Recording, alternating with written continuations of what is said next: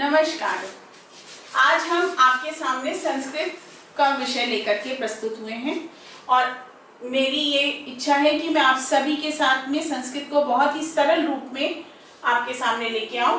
तो संस्कृत भाषा जो कि हमारी वैदिक भाषा है, देववाणी कहा गया है।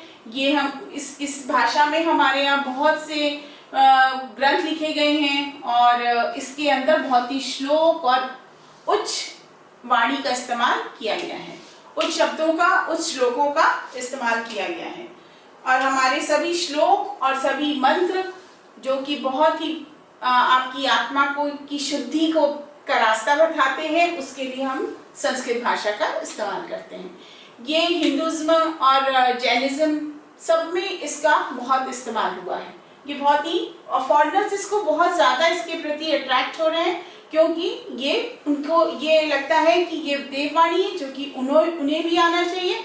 तो उसी का एक आसान रूप जो कि वो लोग भी बोल सकें और हमारे जो आने वाली पीढ़ी वाले बच्चे हैं वो भी इससे डरे ना और इसको अपने प्रतिदिन रूटीन में इसको यूज करें। तो हम शुरू करें।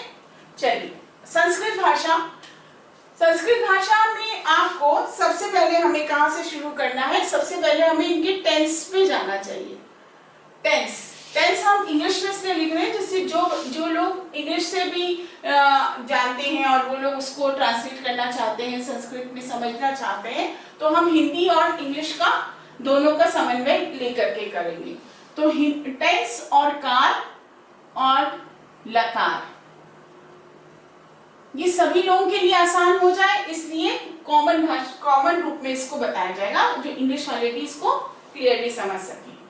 तो कार और लकार, अब इसमें आपको जब भी किसी चीज का अनुवाद करना है या संस्कृत बुक्स पढ़नी है तो आपको उसका ज्ञान होना चाहिए। मेन ज्ञान क्या होना चाहिए कि इसमें सब्जेक्ट क्या यूज किया गया है और इसका वर्ब क्या है, कहाँ पे इसका सब्जेक्ट है, क्या आपकी संज्ञा का यूज हो रहा है और कहां पर आपका कार्य किया जाता है, इसके बारे में आपको ज्ञान होना चाहिए।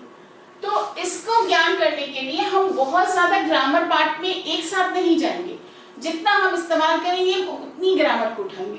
एक साथ ग्रामर समझाने से आप लोगों को थोड़ा कंफ्यूजन हो सकता है, तो हम बहुत ही सिंपल तरीके से स्टार्ट करते हैं। देखो, टेंस जो होता है इंग्लिश में उसके आपको प्रेजेंट टेंस पढ़ते हैं, पास्ट टेंस पढ़ते हैं, हम फ्यूचर टेंस पढ़ते हैं और इनके भी आगे फोर पार्ट्स हैं। इंडेफिनिट है, सिंपल हो गया, इंडेफिनिट हो गया, परफेक्ट हो गया और इसका कॉन्टिन्यूस पार्ट हो गया और परफेक्ट कॉन्टिन्यूस हो गया। सेम ऐसे पास्ट के भी हैं, फ्यूचर के भी हैं। परंतु अब हमारा इसमें संस्कृत में क्या है कि इसके फोर पार्ट्स नहीं है। ये बहुत ही सिंपल तरीके से है। जैसे कि मान लो कोई ता ती के सेंटेंस है, ता ती ते के सेंटेंस है, जैसे जाता है, जाती है या जा रहे हैं, कॉन्टिन्यूअस टाइप में, या इस तरह के जो भी शब्द होंगे जिसमें रहा, रही और ताती का इस्तेमाल हो रहा है, तो हम उसमें क्या करेंगे, हमें टेंस प्रेजेंट टेंस का ही यूज करना होगा। प्रेजेंट टेंस यूज करेंगे। ठीक है, बहुत ही सिंपल बात मैं बता रही हूं। अब आप देखो, इसका एक एग्जांपल से हम समझने की कोशिश करते हैं।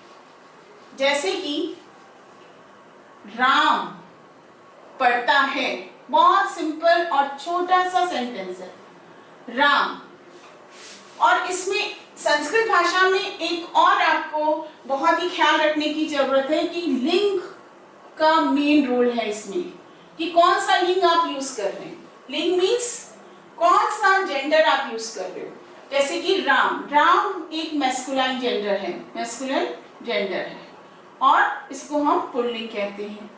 अब इसमें आपको क्या ध्यान रखना है कि जब हम राम बोलेंगे तो उसको बोलेंगे रामः, रामः। पढ़ता है, पठती, पठती, राम पढ़ता है। और अगर ये फेमिनाइन जेंडर या स्त्रीलिंग में आ गया तो आप कैसे यूज करेंगे? तो देखिए, अगर कोई लड़की का नाम लेते हैं हम रमा, ये राम था, अगर हम उसकी जगह पे लेते हैं रमा पढ़ती है, रमा पढ़ती है, तो हम रमा ऐसे लिखेंगे, हम विसर्ग नहीं लगाएंगे। ये हम डॉट्स जो हैं आपके विसर्ग वाले वो नहीं लगाएंगे। रमा पठती, आपका वर्ब सेम है, देखिए वर्ब आपके सेम है, लेकिन ये सिंगुलर होना चाहिए, एक वचन होना चाहिए। तो एक वचन के साथ में आपको पठती सिंगुलर होगा तभी आपको वर्ब, सारा कुछ आपका वर्ब के ऊपर डिपेंड करता है। Subject verb, subject verb. अब सब्जेक्ट अगर आपने चेंज कर दिया तो वर्ब भी चेंज हो जाएगा।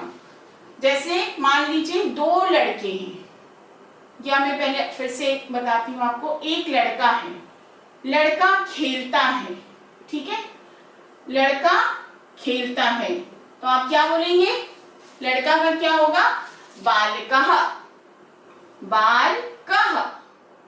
देखा बालकः हुआ, क्योंकि ये क्या है, जेंडर है, कौन सा, आपका पुल्लिंग हो गया। तो बालकः क्रीडति, आपने क्या यूज किया, क्रीडति। और अगर यहाँ दो बालक हैं, दो बालक हैं, तो आप क्या यूज करेंगे, दो बालक, ये एक बालक के लिए था, एक सिंगुलर, और यहाँ पे दो बालक हैं, तो आप क्या यूज करोगे, बालकौ। परंतु बहुत ही ध्यान देने की बात है, किस पे डिपेंड कर रहा है, वर्ब पे। वर्ब के एंड में आपका चेंजेस आ रहे। अगर दो बालक हैं तो आप उसको यूज करोगे क्रीडतः, क्या करेंगे आप, क्रीडतः। और अगर मोर देन टू है, मोर देन टू, तो आपका क्या करेंगे आप, उसका मतलब बहुवचन हो गया, तो बालकाः, मतलब बहुत से बालक, बहुत से बालक, दो भी हो सकते हैं, तीन भी हो सकते हैं, ज्यादा भी हो सकते हैं, तो आपने क्या यूज करना है, बालकः। बालकः क्रीडन्ति, बालकः क्रीडन्ति। हम अभी ग्रामर में ज्यादा नहीं जा रहे हैं, सिर्फ हम अभी लट लकार के ऊपर हैं, उनके वर्ब्स को कैसे यूज करना है, बहुत ही सिंपल वे में चलना है। ये नहीं कि एक साथ सारा हम कर लें और फिर हम कंफ्यूज हो जाएं। हमें कंफ्यूजन को बिल्कुल नहीं करना है और बिल्कुल क्लियर। अब आपको ये एक बार इसकी समरी में फिर से आपको एक शॉर्ट में फिर से इसको रिवाइज करा देती हूँ। ये देखिए, तो हमने किया क्या था, सिंगुलर था बालकः, तो हमने क्या बोला, क्रीडति या पठति कुछ भी ले लीजिए, चलिए क्रीडति, क्रीडति खेलता है।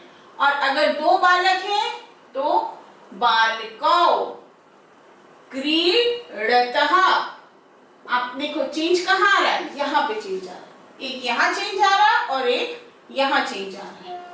ये वन, ये टू, ये more than two, more than two लोगों के लिए, मतलब प्लूरल हो गया। तो ये क्या हो जाएगा, बालकाः, काहा। देखिए क्या बोला मैंने, बालकाः। इसमें आपके बिल्कुल का के साथ में लगा है विसर्ग, और यहाँ पे आपको आ के बाद डॉट्स लगाने। बालकाः, इसका प्रोनाउंसिएशन बालकाः। तो इस प्रोनाउंसिएशन का ध्यान रखिएगा। बालकाः क्रीडन्ति, क्या हो गया, क्रीडन्ति, क्रीडति, क्रीडतः, क्रीडन्ति। तो इस फॉर्म में आपके ये सिंगुलर वाले चलेंगे। अभी इसका हमको ये भी बताना है, अगर यहाँ पे प्रोनाउन यूज करेंगे तो यहाँ सहा हो जाएगा, तो हो जाएगा और ते हो जाएगा। ये हम नेक्स्ट क्लास में इसको समझाएंगे, लेकिन आप बेसिक इसको समझने की कोशिश कीजिए।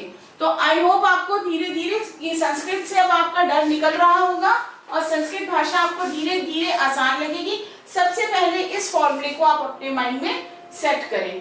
तो ओके, फिर आपको कोई भी क्वेरी हो आप मेरे डिस्क्रिप्शन बॉक्स से में जाके मुझसे कोई भी क्वेश्चन पूछ सकते हैं।